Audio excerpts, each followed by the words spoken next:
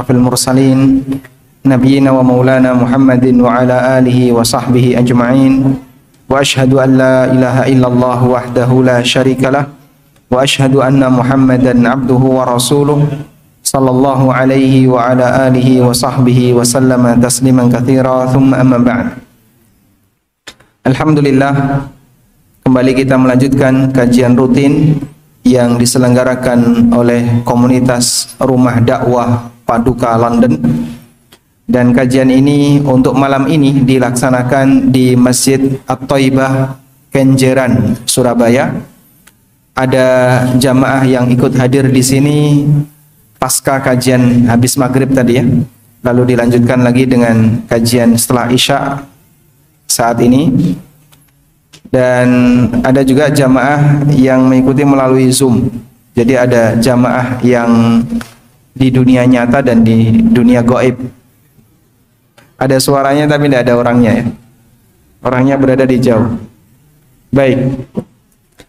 Kita masih melanjutkan pembacaan kitab Al-Fiqhul Muyassar, Fikih Muyassar, di bab tentang masalah al-imamah, tentang masalah aturan menjadi imam. Qala al-musannif, penulis menyebutkan al-mas'alatu tsalitsah.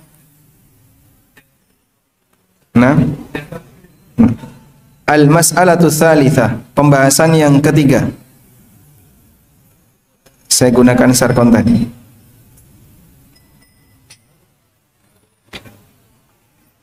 Man tukrahu imamatuhu, orang yang makruh untuk jadi imam. Kalau pada pembahasan sebelumnya yang sudah kita singgung adalah orang yang terlarang untuk jadi imam. Man tukhramu imamatuhu. Berikutnya kita akan membaca man tukrahu imamatuhu, orang yang makruh untuk jadi imam. Wa tukrahu imamatu kulli man, wa tukrahu imamatu kullin min, afwan ya, wa tukrahu imamatu kullin min. Ada beberapa orang yang makruh untuk jadi imam. Di antaranya yang pertama adalah al-lahan, orang yang sering keliru bacaan. Apa yang dimaksud dengan al-lahan? Wa huwa katsirul lahni wal khata'i fil qiraah, orang yang terlalu sering keliru ketika membaca Al-Quran. Fi ghairil Fatihah, untuk selain bacaan Al-Fatihah. Ammal lahnu fil Fatihah, kalau salahnya ada pada Al-Fatihah, yang lahan itu bima yuhilul makna, menyebabkan perubahan makna. Fala tasihhu ma'hu shalah, maka tidak sah salat di belakang orang ini. Kama madha, sebagaimana penjelasan sebelumnya.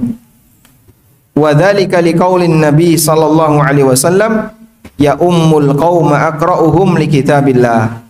Yang berhak untuk jadi imam adalah yang paling benar bacaannya terhadap kitabullah, yang paling banyak hafalannya, paling benar bacaannya, paling aqra' terhadap kitabullah. Baik, saya mengulang keterangan yang dulu. Lahan artinya apa tadi? Salah baca. Salah baca Al-Quran itu ada dua. Ada lahnun jali, salah baca yang menyebabkan perubahan makna, disebut dengan lahnun jali, kesalahan yang mengubah makna. Misalnya ada orang yang membaca alhamdulillahi rabbil alamin, alhamdi, bukan alhamdu. Atau dia membaca izzaka na'budu wa izzaka nasta'in. Ini bisa mengubah makna. Kesalahan yang bisa mengubah makna disebut dengan lahnun jali. Yang kedua adalah lahnun khafi. Apa itu? Kesalahan baca Al-Quran tapi tidak mengubah makna. Kesalahan membaca Al-Quran tapi tidak mengubah makna. Baik. Untuk lahnun jali, jika terjadi pada Fatihah terlarang jadi imam. Apabila orang melakukan lahnun jali dan itu terjadi pada Al-Fatihah, maka terlarang jadi imam. Kalau bahasa yang disebutkan dalam fikih muyassar, haram jadi imam. Baik, tapi untuk selain Fatihah, statusnya makruh, tidak sampai haram. Sehingga orang yang sholat di belakangnya sah, tapi hukumnya makruh. Untuk lahan khafi, lahan yang tidak mengubah makna, baik pada Fatihah maupun selain Fatihah, maka statusnya makruh. Untuk lahan yang tidak sampai mengubah makna, baik pada Fatihah maupun selain Fatihah, hukumnya makruh untuk jadi imam, tidak sampai terlarang. Wallahu a'lam. Berikutnya, man amma qauman wa hum lahu karihun. Orang yang kedua yang makruh jadi imam adalah orang yang ngimami orang lain sementara jamaahnya membenci orang ini. Seorang imam yang dia ngimami salat sementara jamaahnya membenci orang ini. Au yakrahuhu aktsaruhum, atau mayoritas jamaahnya membenci orang ini. Dan bahkan kata Nabi sallallahu alaihi wasallam, orang seperti ini ketika jadi imam, salatnya tidak diterima. Rasulullah sallallahu alaihi wasallam bersabda, "Thalathatun la turtafa'u salatuhum, la tartafi'u salatuhum fawqa ru'usihim shibran." Ada 3 orang yang salatnya nggak bisa naik melebihi kepalanya walaupun hanya sejengkal. Salatnya nggak bisa naik melebihi kepalanya walaupun hanya sejengkal. Salah satunya adalah rajulun amma qauman wa hum lahu karihun. Orang yang menjadi imam sementara jamaahnya membenci orang ini. Kita lihat hadis ini diriwayatkan oleh Ibnu Majah dan dinilai sahih oleh Al-Busiri. Sanadnya dinilai sahih oleh Al-Busiri dalam Az-Zawaid dan dinilai hasan oleh An-Nawawi dalam Al-Majmu' Syarah Muhadzab. Hadisnya riwayat At-Tirmidzi dan yang lainnya. Saya bacakan hadis selengkapnya. Dari Abu Umamah Al-Bahili radhiyallahu anhu. Abu Umamah ini dikenal sebagai sahabat yang sangat rajin berpuasa. Atas pesan dari Nabi SAW, "Alaika bis-shaumi fa innahu la 'idla lahu."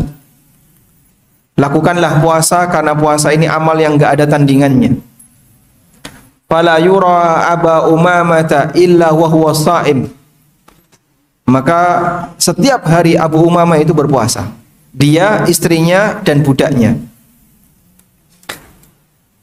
Kata Abu Umamah, Rasulullah sallallahu alaihi wasallam bersabda, "Thalathatun la tujawizu salatuhum adhanahum." Ada 3 orang yang salatnya enggak bisa naik melebihi telinganya. Makna enggak bisa naik, Allah katakan dalam Al-Quran, "Ilaihi yas'adul kalimut thayyib wal amalu salihu yarfa'u."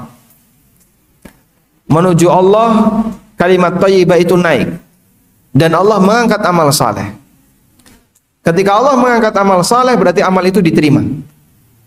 Tapi ketika amal itu tidak naik, berarti dia tertolak kembali kepada pelakunya, menunjukkan kalau amal itu tidak diterima.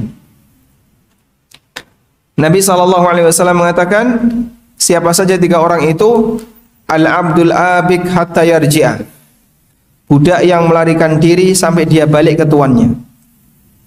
Wa mra'atun batat wa zawjuha 'alaiha sakhit, seorang wanita yang di malam hari suaminya murka kepadanya disebabkan karena dia berantem sama suaminya.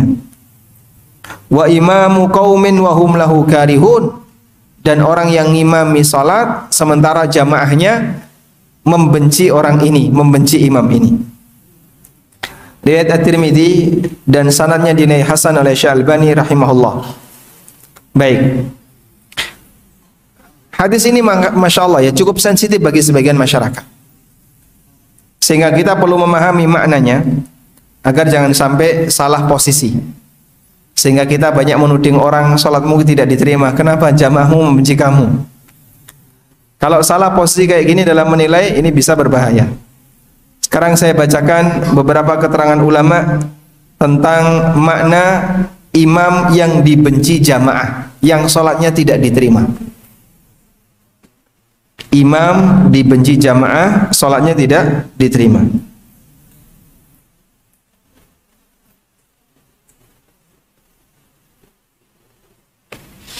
Sholatnya tidak diterima. Baik, sekarang kita akan membaca beberapa keterangan yang disampaikan oleh para ulama. Yang dimaksud imam yang dibenci oleh jamaah sehingga sholatnya tidak diterima, ini berlaku apabila imamnya adalah imam yang mendolimi jamaahnya. Amma idza kariha wahid amma idza kana al-imamu ghairu zalimin, idza kana al-imamu ghairu zalimin fa innamal itsmu 'ala man karihahu li ghairi sababin syar'i. Di sini kita kasih catatan. Catatan yang pertama, ada beberapa catatan ya tentang makna imam dibenci jamaah sholatnya tidak diterima. Catatan yang pertama, ini berlaku jika imamnya dolim, imamnya orang yang dolim. Jika makmum benci imam tanpa alasan, jika makmum benci imam tanpa alasan yang syar'i, tanpa alasan syar'i, maka tidak masuk dalam hadis ini. Yang dosa makmum, bukan imam. Jika ada makmum atau banyak makmum benci imam tanpa alasan yang syar'i, maka yang dosa adalah makmumnya. Contohnya, imamnya seorang muslim, ahlu sunnah, bacaan Qur'annya bagus, dia nggak punya masalah di masyarakat, lalu dia jadi imam. Jamaahnya nggak setipe dengan imamnya. Ketika sholat subuh, imamnya nggak kunut, seluruh jamaahnya jadi benci sama imam. Maka kebencian ini tidak berdasar. Kebencian ini tidak berdasar. Kalaupun ada beda pendapat, itu hal yang lumrah. Tapi kalau itu kemudian dijadikan sebagai alasan untuk membenci imam, ini beda penilaian. Karena dalam hal ini posisi jamaah, dia membenci imam padahal sifatnya adalah ranah perbedaan pendapat. Atau misalnya imamnya tidak mengeraskan niat pada saat sholat, tapi langsung takbir, sehingga jamaah tidak mendengar suara niat sama sekali, atau tidak mengeraskan bacaan basmalah ketika sholat jahriyah, atau tidak apalagi, tidak membaca dzikir dengan keras misalnya, yang itu sifatnya masih di perbedaan pendapat. Maka kebencian ini kebencian yang tidak berdasar, justru yang bernilai dosa adalah imamnya, yang bernilai dosa adalah makmumnya. Baik, ini catatan yang pertama. Catatan yang kedua,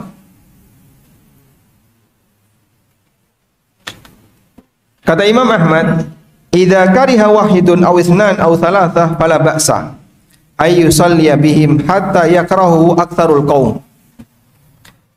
Jika yang benci hanya 1 sampai 3 orang, maka ini tidak masalah, nggak ngefek bagi salatnya. Sampai yang benci imam, sampai yang benci imam itu dominan dari jamaah, mayoritas dari jamaah, mayoritas jamaah. Kalau yang benci imam bukan mayoritas jamaah, maka tidak masuk dalam hadis ini. Ini berdasarkan keterangan dari Imam Ahmad dan Ishaq bin Rahuyah. Wa qala Ahmad wa Ishaq fi hadza idza kariha wahidun aw itsnan aw thalatha fala ba'sa yusalli bihim hatta yakrahu aktsarul qaum. Apabila yang benci imam hanya 1, 2, 3 orang, enggak ngefek sampai yang benci itu mayoritas jamaah. Baik. Qala Ibnu Arabi fi Aridatil Ahwadhi wa ammal imamu lil qaumi wa hum lahu karihun faqala qaumun huwal imamul jair wa huwa mal'unun. Makna dari hadis bahwasanya imam yang dibenci makmumnya itu salatnya batal berlaku untuk imam yang dolim, yang terlaknat.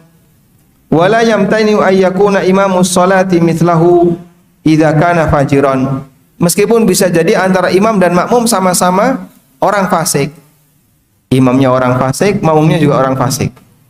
Tapi makmum membenci imam yang fasik ini, kata Ibnu Arabi, hukum ini juga berlaku.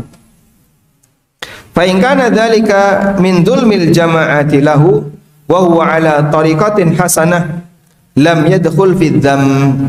Apabila kebencian itu terjadi karena kedzaliman jamaah, sementara imamnya baik-baik saja, maka tidak masuk dalam celaan hadis di atas. Ini sebagaimana yang pernah terjadi di daerah Irak. Sa'ad bin Abi Waqqas itu pernah ditunjuk oleh Umar bin Khattab radhiyallahu anhu untuk jadi gubernur Irak. Dan masyarakatnya nggak senang sama Sa'ad, sampai mereka melaporkan ke Madinah. Dan namanya orang nggak senang itu ketika lapor, ya gawe-gawe laporan palsu. Saat itu kayak gini, kayak gini, kayak gini. Tidak ada yang signifikan dari laporan mereka. Akhirnya Umar radhiyallahu anhu memanggil Sa'ad, kemudian ditanya, kenapa kok mereka lapor seperti ini?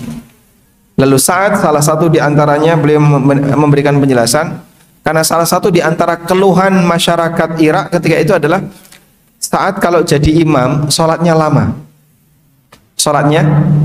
Sehingga masyarakat Irak protes.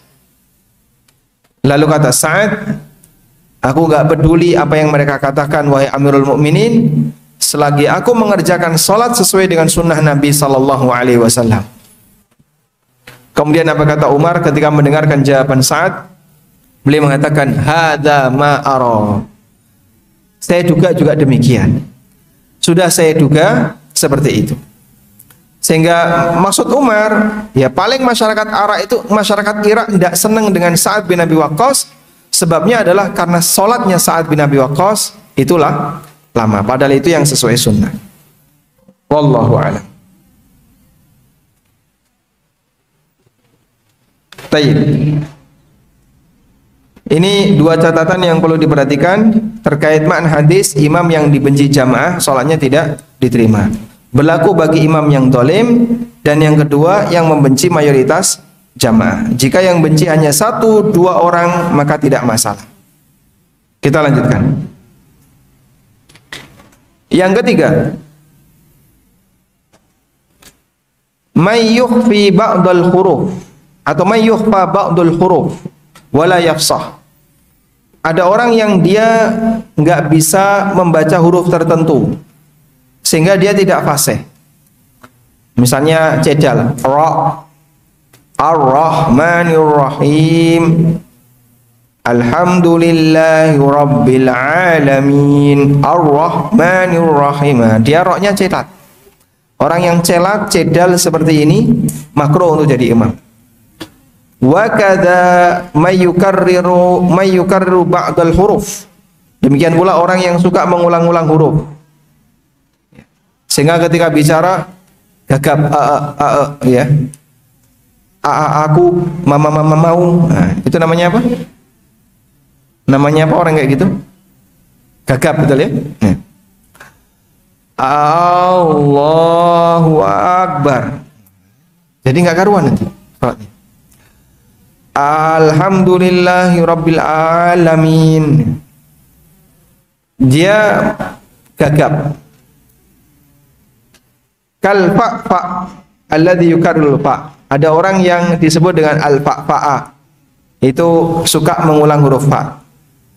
fa ammal idza jaa nasrullahi wal fath wa ra'aitan nasa yadkhuluna fi dinillahi afwaja fasabbih. Dia mengulang huruf fa. Itu namanya apa? Al-fa fa. Wa tamtam alladhi yukarriru ta. Ada yang tamtam suka mengulang huruf ta. Alam tatatara. Wa dzalika min ajli ziyadatil harfi fil qiraah, sehingga ketambahan huruf dalam baca. Apalagi kalau ini disengaja. Yasin yasin yasin wal Qur'anil hakim hakim hakim hakim. Ini kayak dolanan. Tidak boleh jadi imam yang seperti ini. Wallahu a'lam.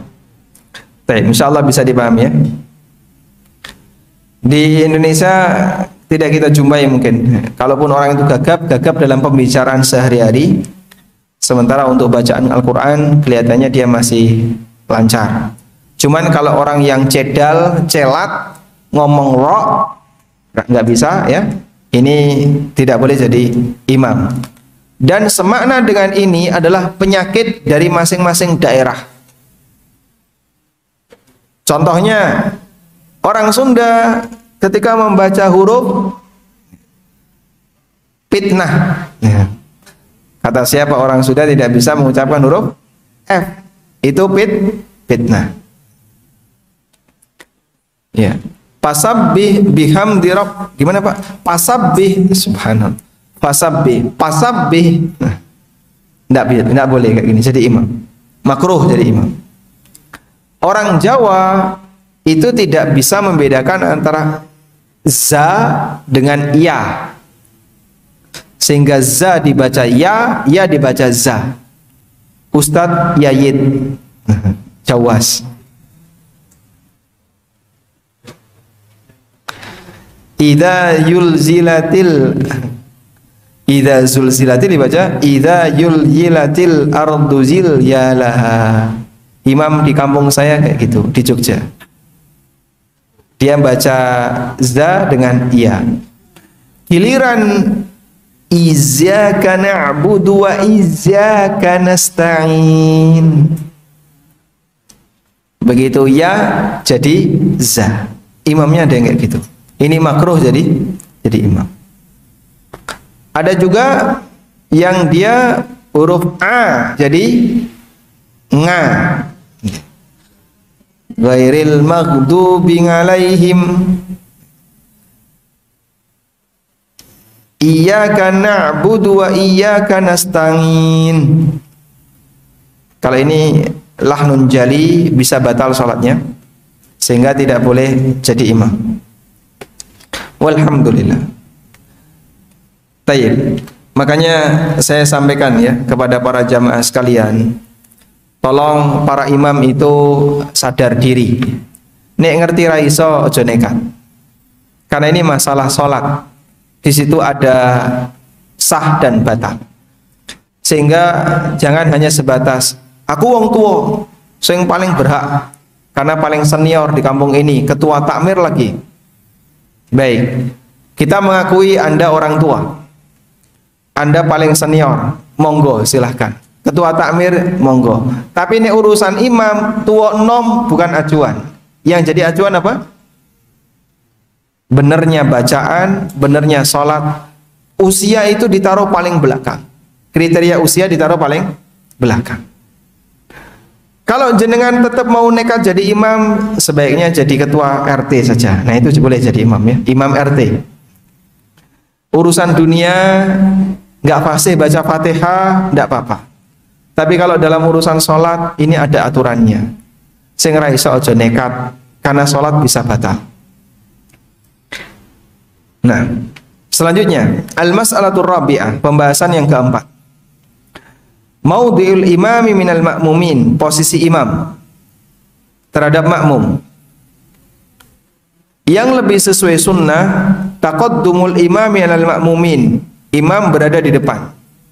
Mohon diperhatikan, penulis hanya mengatakan yang lebih sesuai sunnah. Berarti kalau jejer sah atau tidak? Sah atau tidak? Sah ya. Misalnya ya, ini kita bicara imam makmum semuanya laki-laki. Ini barisnya kayak gini.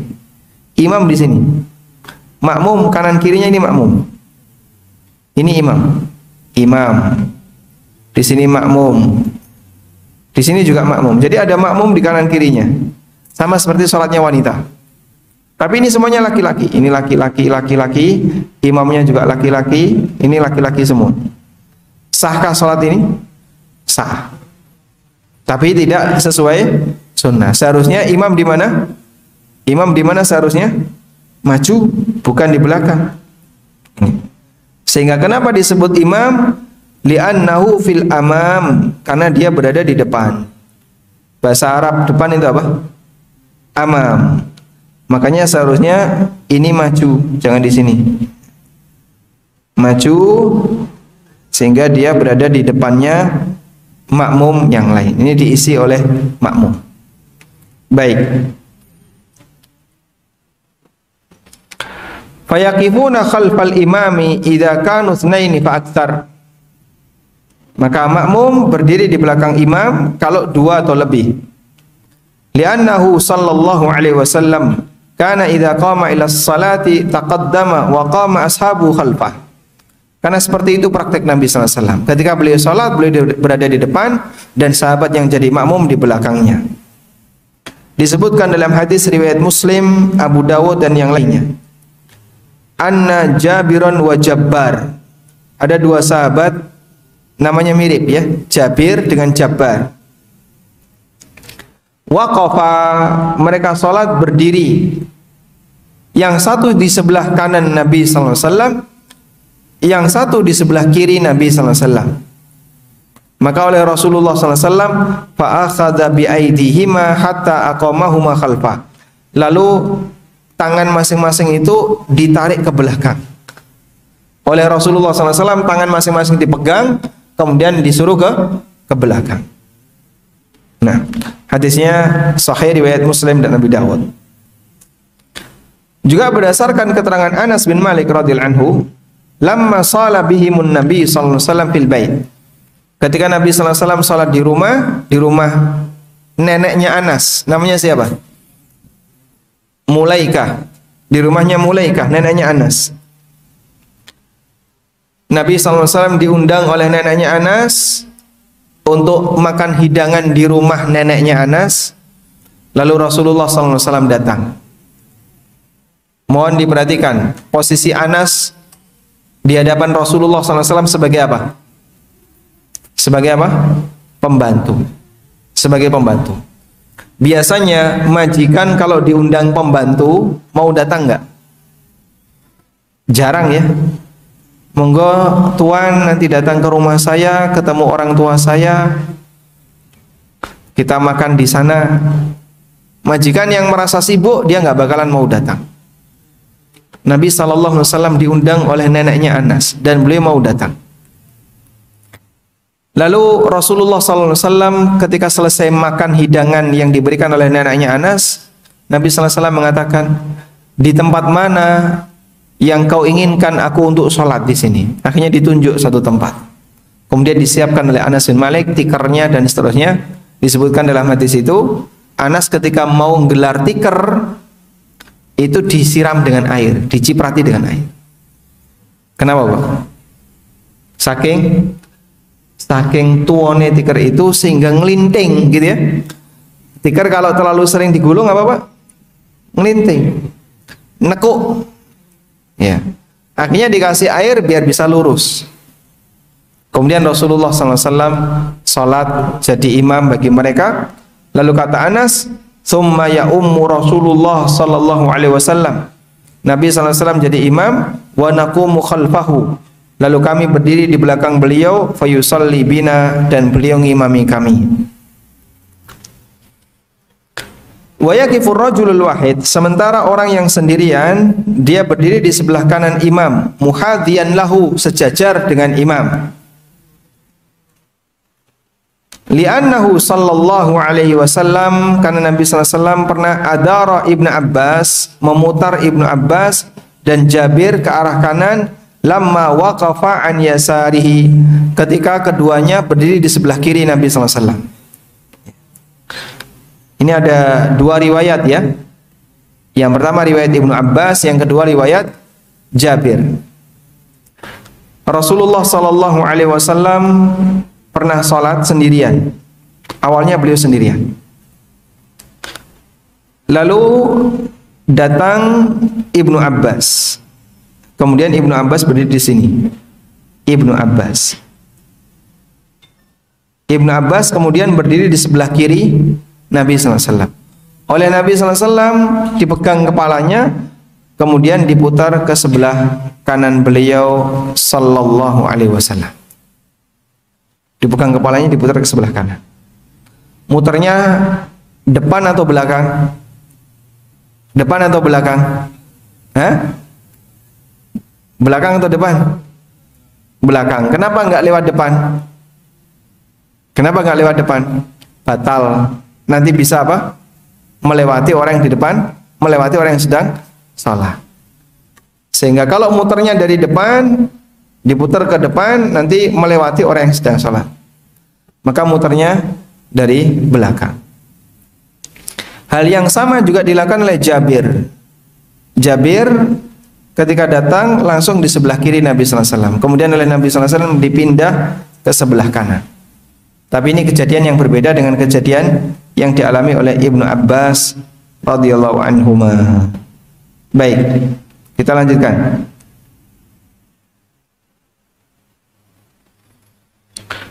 Wa yasihu wuquful imami wasatal ma'mumin, dan sah imam itu berdiri di tengah makmum. Li'anna Ibnu Mas'udin shalla baina Alqamah wal Aswad. Karena Ibnu Mas'ud pernah salat di antara Alqamah dan Al-Aswad. Wa qala, dan kata Ibnu Mas'ud, hakadza ra'aitu Rasulullah sallallahu alaihi wasallam. Ini pernah saya lihat dilakukan oleh Rasulullah sallallahu alaihi wasallam. Ibnu Mas'ud pernah salat di posisi beliau di mana? Tengah, antara siapa?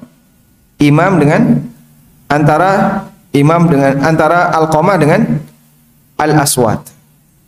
Alqamah muridnya Ibnu Mas'ud, Al-Aswad juga muridnya Ibnu Mas'ud.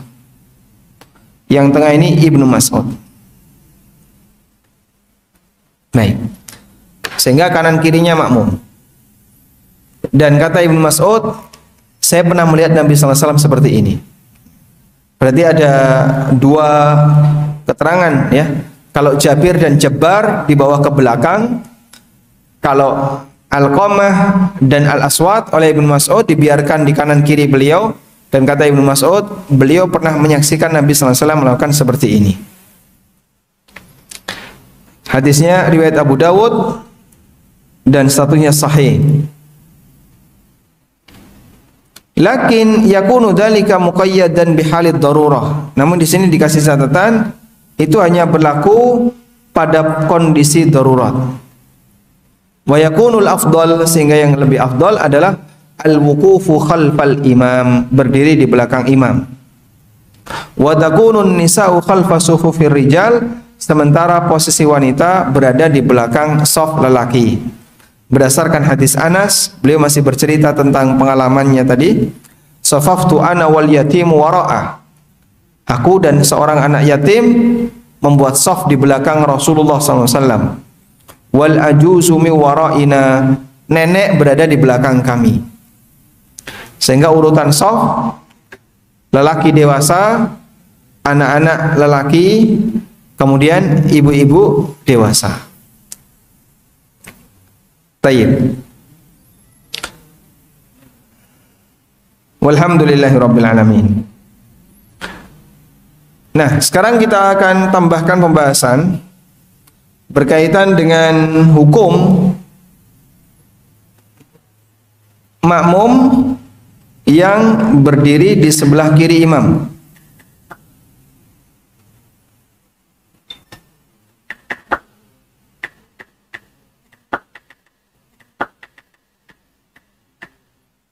Bagaimana hukum sholatnya makmum yang berada di sebelah kiri imam tanpa teman dan sementara di sebelah kanannya masih ada. Sementara di sebelah kanannya kosong.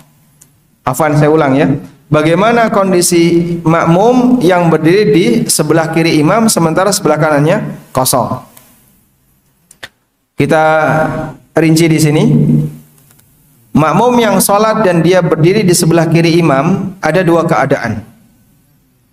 Keadaan yang pertama, makmum itu berdiri di sebelah kiri imam, padahal di sebelah kanan imam kosong, nggak ada siapapun. Fa fi hadhil hal, dalam kondisi ini salatnya makmum tidak sah menurut mazhab Hambali. Menurut mazhab Hambali. Keadaan yang kedua, makmum berdiri di sebelah kiri imam, sementara di sebelah kanan imam ada makmum yang lain. Maka dalam kondisi ini salatnya makmum yang berada di sebelah kiri imam statusnya sah. Taib. Ibnu Qudamah mengatakan, wa amma idza waqafa an yasaril imam fa in kana an yaminil imami ahadun sahhat salatuhu. Kalau ada makmum yang dia berdiri di sebelah kiri imam, apabila di sebelah kanannya ada makmum yang lain, maka salatnya makmum yang berada di sebelah kiri ini sah. Lianna Ibnu Mas'udin shalla baina Alqamah wal Aswad. Karena Ibnu Mas'ud pernah salat di sebelah kanan kirinya ada siapa tadi? Alqamah dan Al-Aswad. Ibnu Mas'ud di sebelah kanan dan kirinya ada Alqamah dan Al-Aswad, dan itu jejer.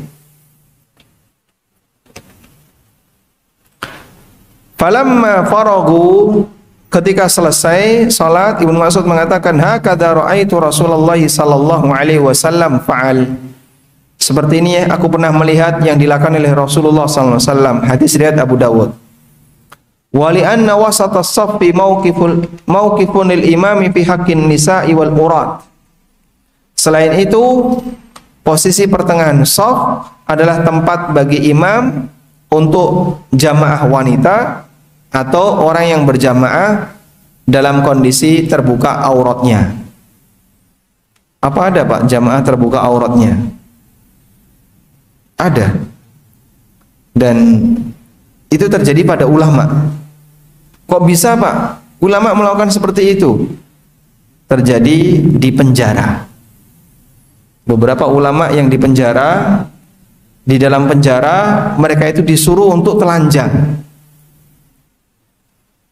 Mungkin hanya pakai celana pendek, sehingga dia masih tampak auratnya, pahanya tampak, mungkin pusarnya tampak. Dan salah satu tujuan kenapa mereka dibuat telanjang, biar nggak gampang melarikan diri. Ini cerita dari salah satu teman ya. Pada waktu konflik, pokoknya konflik entah dulu atau kapan begitu, Yaman, sebagian ulamanya ada yang ditangkapi, dimasukkan ke dalam penjara, itu dipaksa untuk tidak berbusana, buka aurat. Ya, sholat mereka jadi kayak gini, sehingga ketika sholat mereka itu jejer, merapat, jejer. Ya, kenapa kok tidak di depan? Karena kalau di depan makin kelihatan, maka dibuat jejer. Kemudian kata Ibnu Qudamah, wa in lam yakun an yaminihi ahadun fa salatu man waqafa an yasarihi fasidah sawa'un kana wahidan aw jamaah. Apabila dia berdiri di sebelah kiri imam, sementara di sebelah kanannya nggak ada satupun makmum, maka sholat makmum yang berdiri di sebelah kiri ini batal. Baik cuman dua orang, ya, imam makmumnya di sebelah kiri, atau banyak orang. Ada banyak orang, sementara makmumnya ada satu makmum yang dia berdiri di sebelah kiri imam. Dan saya pernah menjumpai kayak gitu di Banjarmasin ya. Jadi dia panitia gitu ya. Begitu qomat dikumandangkan, dia masih di dalam. di ruang takmir gitu ya, munerin apa atau naruh apa. Begitu shaf sudah rapat, takbiratul ihram, dia baru datang dari arah depan. Udah rapat semua. Langsung berdiri di sebelah kiri imam sampai sholat isyaknya selesai. Selesai sholat, saya bacakan ini, kamu ulangi sholatmu. Alhamdulillah nurut, sehingga dia ngulangi sholatnya.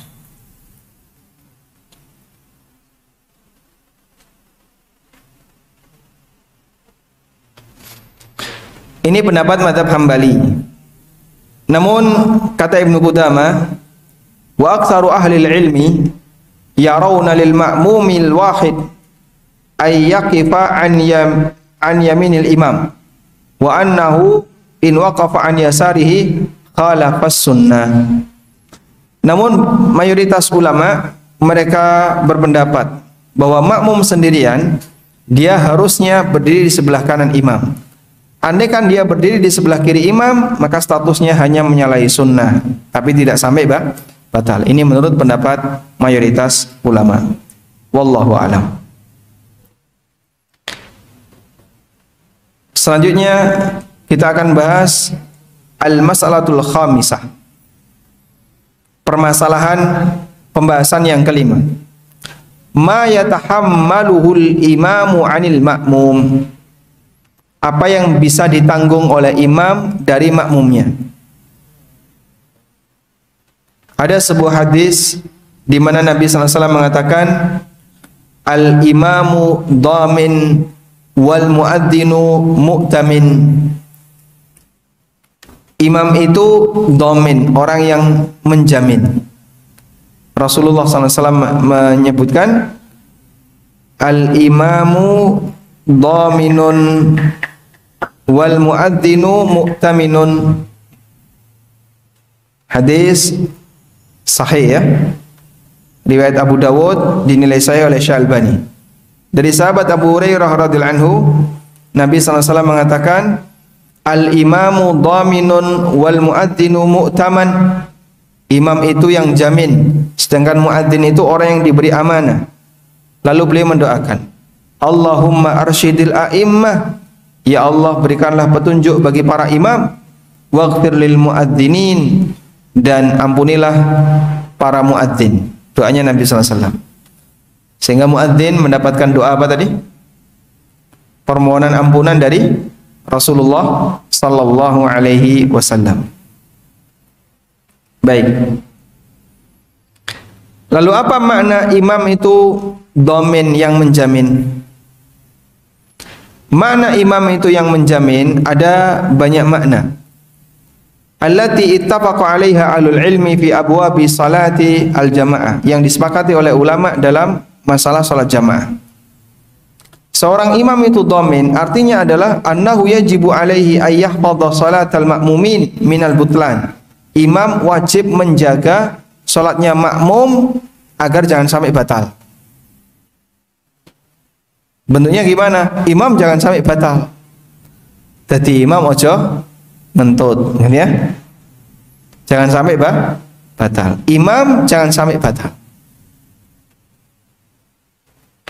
Wa yahfadhu 'alaiha adad ar-raka'at. Imam harus menjaga jumlah rakaatnya genep.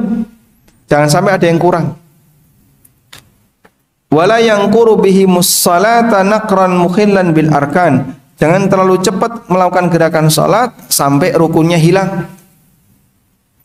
Wala yuqassiru fil inayati bi syurutis shalah. Jangan mengurangi syarat-syarat salat serta mewujudkan sunnah-sunnahnya dan amalan-amalan dalam salat. Baik, ini makna yang pertama. Imam menjamin, makna yang pertama adalah imam wajib menjaga salat itu terlaksana dengan sah secara baik.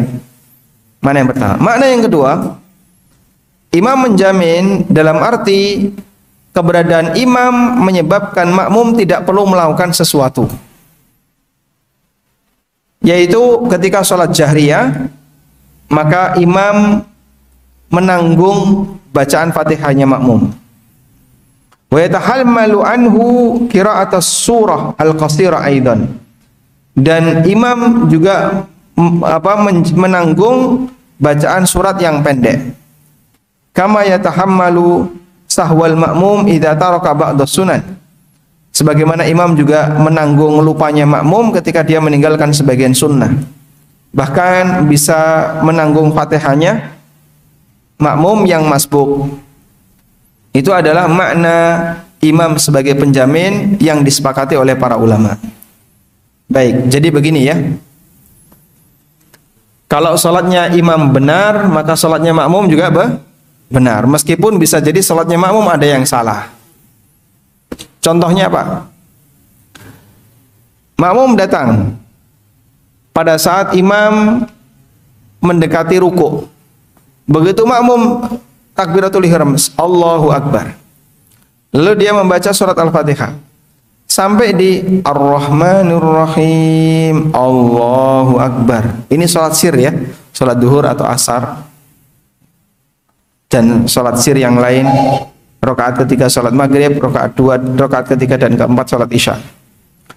Begitu makmumnya takbiratul ihram, baru sampai iyyaka na'budu wa iyyaka nasta'in, imamnya sudah Allahu Akbar, ruku. Sebagai makmum ikut ruku atau menyelesaikan Fatihah? Ikut ruku. Sebagai makmum dia ikut ruku. Nah, ketika dia ikut ruku,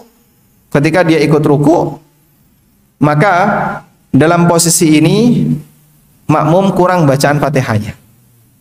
Andaikan dia sholat sendirian, bagaimana statusnya? Bagaimana statusnya?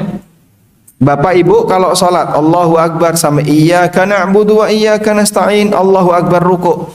Loh, kok kamu belum selesai Fatihah sudah ruku? Yang setengahnya tak baca nanti di rakaat yang kedua. Sehingga sholat sunnah 2 rakaat, rakaat pertama sampai iyyaka na'budu wa iyyaka nasta'in, rakaat yang kedua mulai ihdinas siratal mustaqim sampai waladdallin.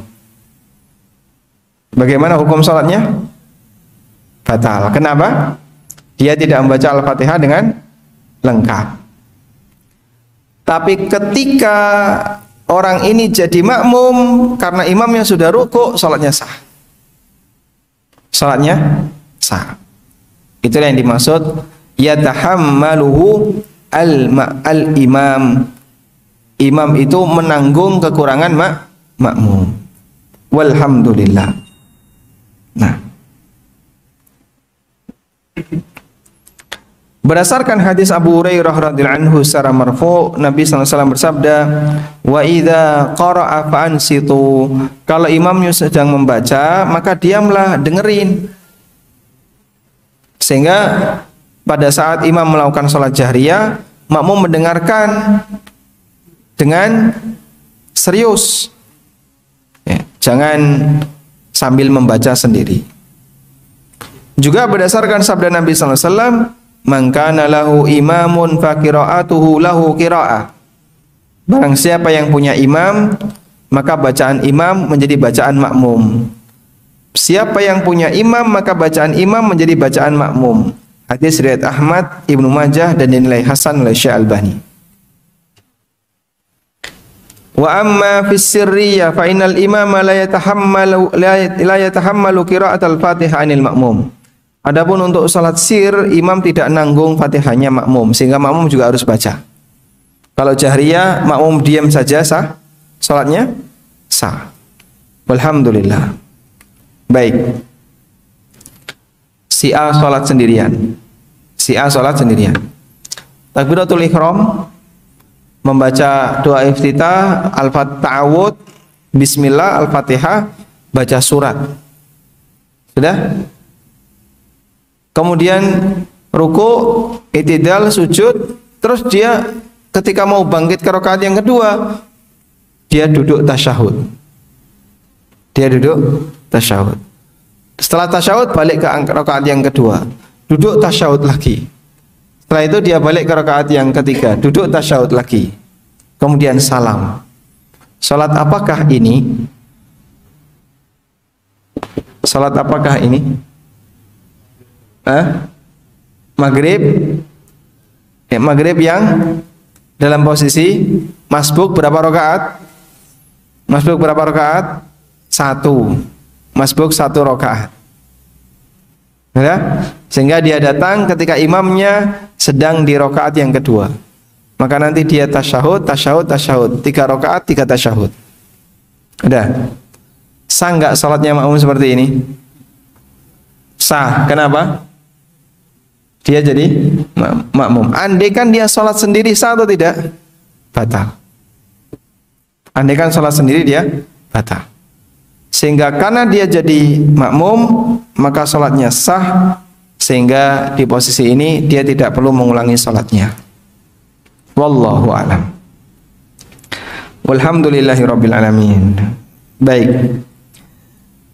Ini masih ada beberapa pembahasan yang disebutkan oleh penulis, dan karena keterbatasan waktu mungkin akan kita baca di kesempatan berikutnya insyaallah, berkaitan dengan hukum mendahului imam dan mufaraqah dari jamaah. Apa hukumnya makmum yang mufaraqah, meninggalkan salat jamaah? Insyaallah akan kita bahas di pertemuan berikutnya. Wallahu a'lam wa sallallahu ala nabiyyina Muhammadin wa ala alihi wa sahbihi wa sallam. Wa akhiru da'wana alhamdulillahi rabbil